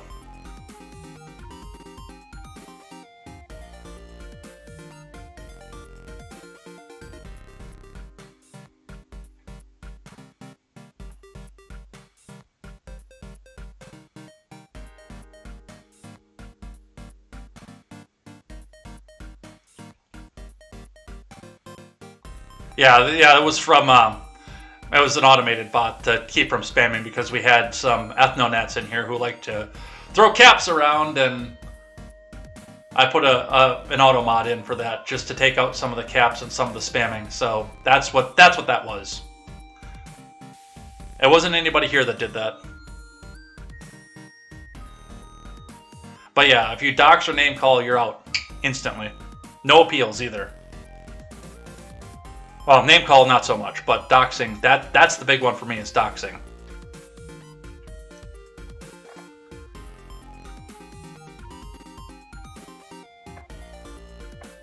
Alright, we're going to head out of here. Again, Natty, the Discord link is in here all over the place. I'll throw it in there one more time. If you want to finish the discussion with these guys, I definitely encourage keeping going here because I like to see it. I like to see discussion. So I will throw it in the chat one more time, and we're going to throw the outro music and head up out of here.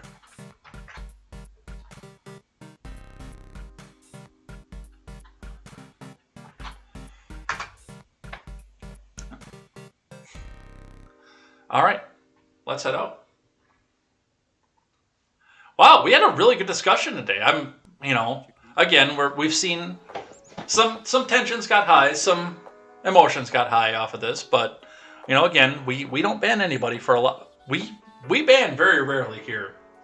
Spammer bots and people who come in and dox and stuff. That's pretty much who we ban around here, and that's it. So glad to see the discussion. Glad to see some more off of this. Do hope to see some more of you guys out of here. But we're gonna head out of here. Where's the outro music?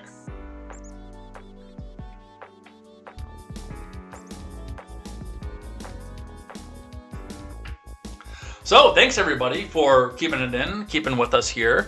It was a good time. It was a good discussion. I was glad to see it here. We will be back here. Actually, we'll be back here on tomorrow 5:30 Central Time in the afternoon for a live chat discussion and also a discussion with my good friend John of the Porch Boys for talking about how Anakin fell to the dark side because, you know, it was the trend on Twitter and we both very, very much enjoy Star Wars. So I thought that it'd be a good idea to see if we could get to the bottom of that, but also take some listener chat. It's always good to have a discussion going off of that. So definitely looking forward to that. Definitely looking forward to seeing John again. I haven't talked to John, I don't think, since they started the Porch Boys because, you know, now I have a co-host and we're not doing rotating guests over here anymore. So, and I always like to talk to John. John is a good guy. So come back. That is at 5:30 Central Time tomorrow. Otherwise, we'll be back here 7:30 a.m.